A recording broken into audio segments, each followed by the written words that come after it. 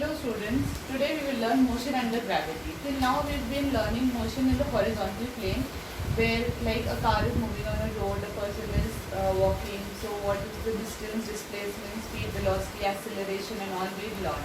If a body moves with constant acceleration, then we apply the three equations of motions. P equals to u plus at, s equals to up plus half at square and v square minus u square equals to 2s, right? And the derivations also we've seen in the previous video. Today we learn motion under gravity. Motion under gravity is, for example, from the surface of the earth, you throw a ball upwards. Obviously you need some force to throw the ball upwards. Why? Because without initial velocity, initial speed, the ball won't go up. And once you throw the ball with some initial velocity u, its speed goes on decreasing, you must be aware of it, until finally it reaches the maximum height, which is known as h, the maximum height. Okay, this is the maximum height it covers, and it stops at a particular point after its velocity becomes 0. Why does it stop? Why does its velocity goes on decreasing as it goes up? Because acceleration is acting in the opposite direction. Acceleration due to gravity, g acts downwards. We studied this in class 9. So g acts downwards. Since negative acceleration or retardation acts on the body, so the body's velocity goes on decreasing till finally it becomes 0. So at this point, which is at the maximum height, the velocity of the body becomes 0. Okay, then from there it automatically starts coming down. So here its return journey starts, and now its velocity will go on increasing till it reaches the surface of the ground where its velocity becomes maximum. Now why the velocity goes on increasing while the ball is coming down? Because positive acceleration is taking place. The velocity is in the direction of acceleration, right? So the velocity goes on increasing. Since to throw the ball up, you need some force, because according to Newton's first law of motion, we know that a body cannot change its velocity, it cannot change its direction unless and until there is an external applied unbalanced force. So here, when you apply an unbalanced force and throw the ball up, it goes on, its velocity is decreasing due to the force of gravity. Its direction changes after it reaches the maximum height, again due to the force of gravity, right? But its return journey is without any force. No, it's not without any force, it's because of the force of gravity, right? So, and similarly, like from the surface of a, like from the top of a tower, you throw a stone, okay? So that stone, to throw the stone from a certain height, you don't need to give it any velocity, you just need to drop it. Why? Because as soon as you drop the stone, immediately it comes under the action of gravity, and it starts its motion begins. Its velocity goes on increasing due to acceleration, and it will fall down, right? So these are the examples of motion under gravity. You have to follow certain rules to apply, or conventions as we call them.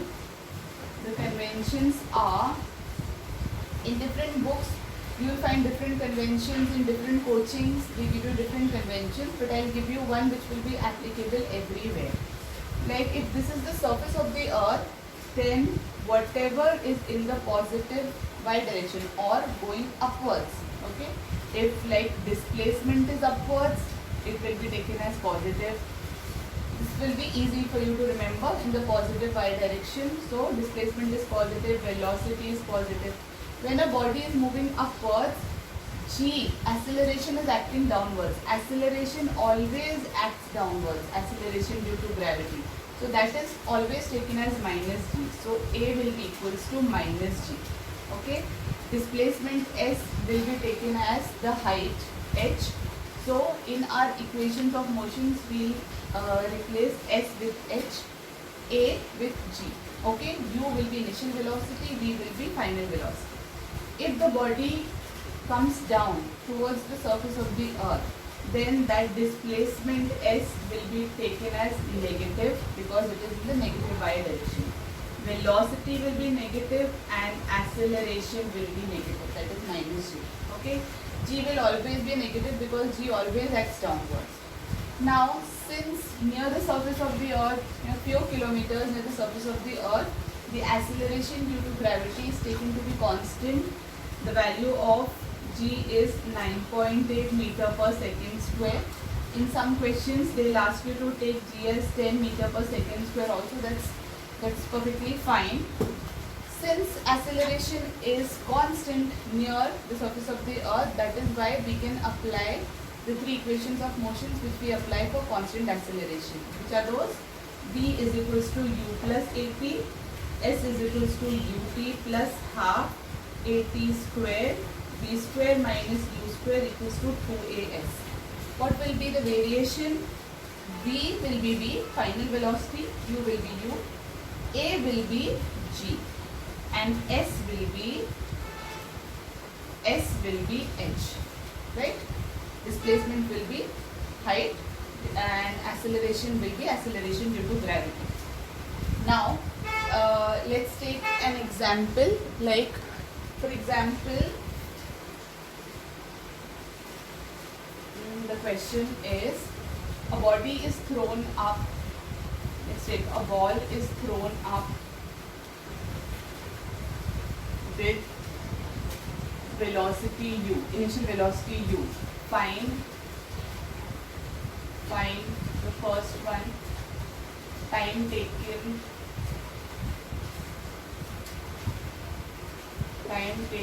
to reach the maximum height. Okay. Second, find the maximum height. And third, find time taken to come back to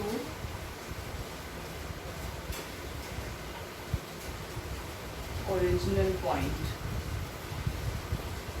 Right? So we have to find this. Now the scenario is here. From the surface of the earth, a ball is thrown up with initial velocity U. You have to find the time it takes to reach the maximum height. For example, this is the maximum height it attains. Okay, let us call the maximum height as h. So when it attains the maximum height, what about its velocity? Its velocity will become 0 because when it will attain its maximum height, it will stop. So final velocity will be v. U is the initial velocity. Final velocity v will be 0. S will be equals to h because it is going upwards. So u will be positive. S height will be positive. Time you have to find. Okay. So we can use the equation v is equals to u plus at. A will be equals to minus g always. So v is 0 is equals to u minus gt. So u is equals to gt. That means t is equals to u by g. Okay. So this is the time taken by the ball to reach the maximum height. What is the maximum height? Second point is to find the maximum height. We can use the second equation, v square minus u square is equals to 2as. So v is 0 minus u square is equals to minus 2gh. So minus minus sign will get cancelled. U square is equals to 2gh. H is equals to u square by 2g. Okay.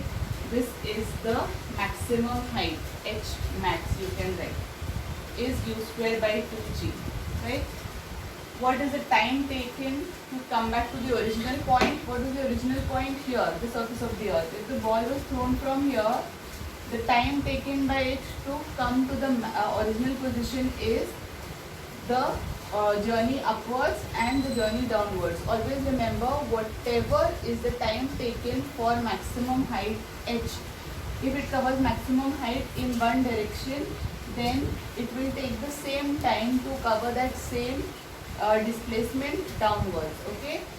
Height, if height is same, then time taken will be same. So time in the upwards journey is u by g. So time in the downwards journey will be also u by g. Okay.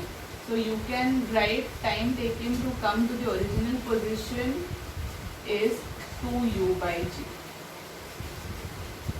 right? You can even apply S is equals to ut plus half gt square, and you can take the distance covered as twice h, and then you will get the same result.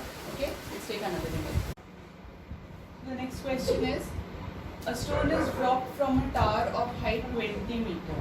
Find time taken to reach the ground, speed just before hitting the ground. So there is a tower, okay, and from the tower a stone is dropped. The height of this tower is 20 meter and it is dropped.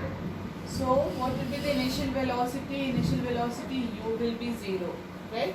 Because it is just drop. You don't have to apply any velocity to drop something downwards. Only to throw upwards you have to give it initial velocity. So u is 0. Displacement s is equals to minus 20 meter, right? Which will be equals to minus h by displacement is downwards. Okay. Final velocity v you have to find, and time taken to reach the ground you have to find. Okay. So we can use the first equation, v is equals to u plus at. So v is equals to, so first speed will come afterwards because you don't know time. U is 0. Okay, v is equals to 0 minus g into t, right? G will be equals to, it is given, take g as 10. So v is equals to minus 10 into t. Okay. So after finding time, we will be able to find the final velocity. To find time, which formula we can use? Second one, s is equals to ut plus half at square. So s is equals to minus 20 is equals to u is 0, a is minus 10, so half into 10 into t square, right? So minus minus will get cancelled. That means 20 is equals to 5 t square. T square is equals to 20 by 5. That means 4. T is equals to plus minus under root 4, that is equals to plus minus 2. Now time cannot be negative, so we cannot take minus 2 seconds. T will be equals to plus 2 seconds. So time taken for the stone to reach the ground is 2 seconds. Now substituting this time over here, we can get the final velocity. V is minus 10 into 2, that is equals to minus 20 meter per second. See, I told you when we will take downwards velocity will be negative, so you are getting it as negative. Minus 20 doesn't mean it is less than 0. What is meaning? That it is in the negative y direction. According to our convention, it is negative. Okay. Let's take another question. The next question says, a ball is projected vertically upwards from a tower of height 20 meter. So there is a tower whose height is 20 meter again. Here, from this tower, a ball is projected vertically upwards. Now it is not dropped down, it is projected vertically upwards at a speed of 5 meter per second. So initial velocity u is given 5 meter per second. To find the maximum height reached by the ball. So maximum height is always measured from the ground, children. But here the ball is projected vertically upwards from the tower. So like we have to find the maximum height reached by the ball. So for that we can use s is equals to ut plus half gt square. What will be v? V will be equals to 0, right? At the maximum height, the final velocity will be 0. Okay. So, the maximum height reached can be found out by v square minus u square is equals to 2as. Okay. So, v0 minus 5 square is equals to minus 2 into 10 into s. Okay. From here, after the ball is thrown from here, what is the maximum height reached? So from here we will get this height h, with whatever you will get, that will be this height. It will be measured from the tower. Okay. So minus 5 square, that is minus 25 is equals to minus 20 into h. Right? H will be positive in this case. Minus 20 will be cancelled. So h is equals to 25 by 20. That is equals to 5 by 4. That is 1.25 meter. Now this h is 1.25 meter from the tar. So what is the maximum height from the surface of the ground? Maximum height is 20 plus 1.25. That is 21.25 meter. Okay. Now coming to next, time when it passes from its mean position. What is the mean position? This is the mean position. The height of the tar. When the ball is thrown up, it will reach its maximum height, stop there, come down, and it will go down, right, on its own, because it is projected vertically upwards. So projection always goes like this. So this becomes the mean position, right? So this time is to find when it crosses its mean position.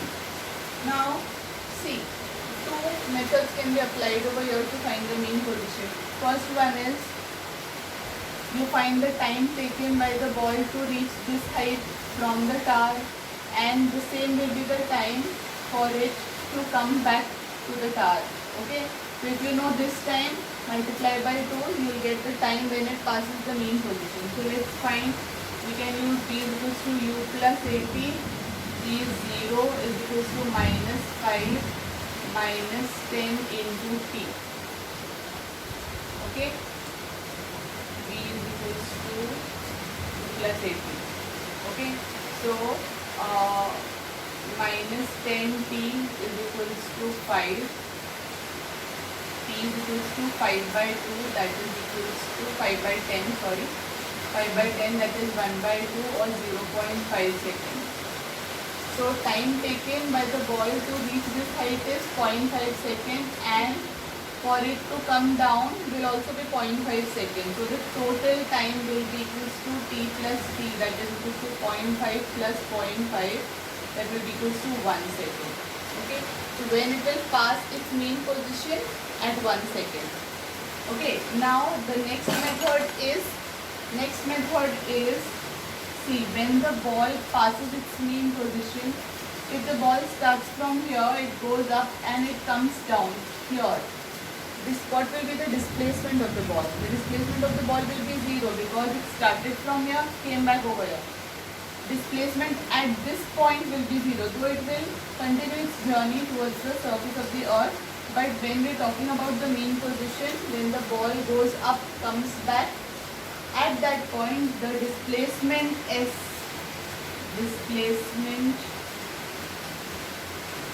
will be equals to 0. Okay, are you getting it? So we can use S equals to ut plus half gt square. So 0 is equals to u is minus 5 into t minus half 10 t square.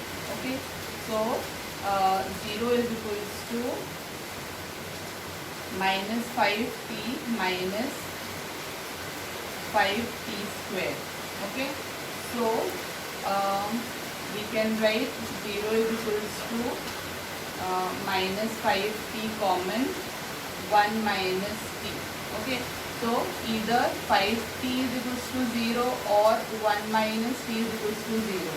Time cannot be 0. 5t equals to 0, that means t is equals to 0, which is not possible.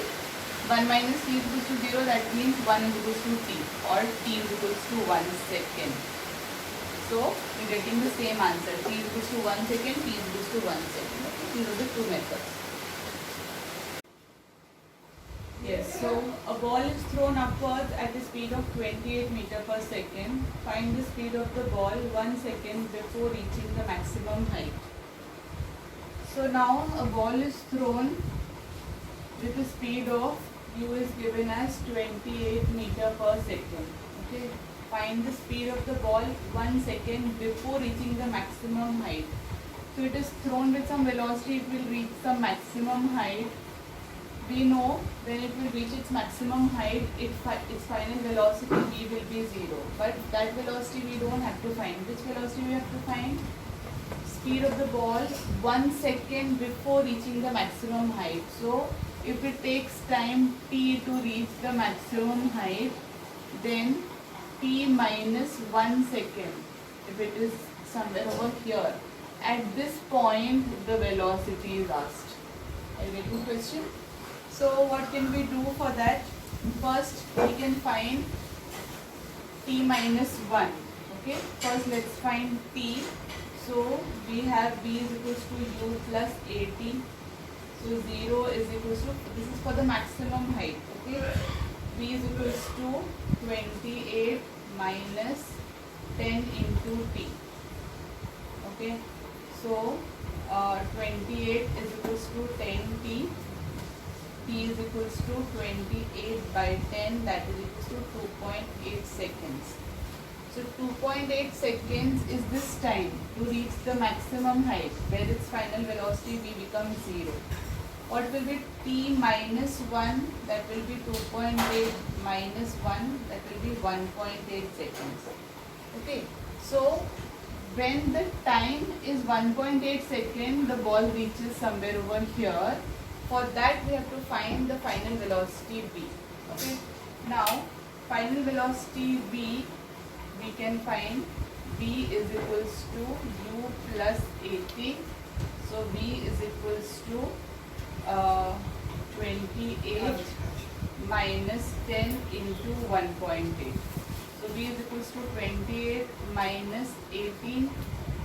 So v is equals to 10 meter per second. Okay, so before reaching the maximum height, 1 second before reaching the maximum height, its final velocity was 10. Its velocity was 10 meter per second. Final velocity was 0. So here you can see that the ball was thrown with 28 meter per second, and here its velocity goes on reducing. At this point its velocity becomes 10, and after 1 second its velocity becomes 0 at the maximum height. So this proves that deceleration is taking place. Okay, let's take the next question. This is a very interesting question. A tap drops water droplets at 1 second intervals. It is a tap and it is dropping water droplets like this at 1 second intervals, right? That means when this drop might have come, this interval is 1 second, this interval is 1 second, this interval is 1 second, like that. Find the distance between third and fifth drop when the sixth drop is just coming out from the tap. If this is the sixth drop, for example, then this must be the fifth one, this must be the fourth one, this must be the third one. Okay, that means when the sixth drop is just coming out, the fifth drop would have been come out before 1 second, before that the fourth drop in 1 second, and before that the third drop in 1 second. That means when the sixth drop is just coming out, 3 seconds before the third drop was already out. What we have to find is the distance between the third and the fifth drop, this distance. If we say that the distance, let us call the distance of the third drop. The distance of the third drop is h3, for example, and distance of the fifth drop is h5, for example. Okay, what we have to find? We have to find h3, obviously h5 will be more, h5 minus h3. This you have to find. Okay, so let's find h3 first. h3 was, what was the time when this was, h3 is this distance, right? Here the time taken by the drop to cover this distance is 3 seconds. It is very clear. So h3 you have to find, time is 3 seconds. So we can find s is equals to ut plus half at square. Take t is equals to 10, g is equals to 10 meter per second square for e. So s is h3 is equals to, u will be 0 always because initial velocity while coming down is 0. 0 minus half into 10 into t square. So this t is 3 square, right? So h3 is equals to 2 5s are 10 minus 5 into 3 3s are 9. That means minus 45 meter. Since it is downwards, that is why we are getting it minus 45. Similarly, we can find h5. h5 was there and time is 1 second. When the fifth drop came down, when the sixth drop is just about to come down, time taken by the fifth drop to cover this distance h5 will be 1 second, right? So again, s is equals to ut plus half at square. h5 is equals to 0 minus half into 10 into 1 square. Okay, so h5 is equals to minus 5 meter. Okay, so you got h3, h5. You can easily find the difference. The difference is h3 minus h5 is equals to 45 minus 5. That is equals to both are negative, but if you find the difference of minus 5, that will be equals to 40 meters. Okay, so the difference in the third and the fifth drop is minus 40 meters. So there are many questions for motion under gravity. I have given you the basic idea how to solve the questions using these three equations of motions only. You have to apply a little bit of brain reading the situation of the question, and then using whatever is given in the question, you can solve any question. So please keep practicing this topic, motion under gravity, and if you have any questions, then let me know.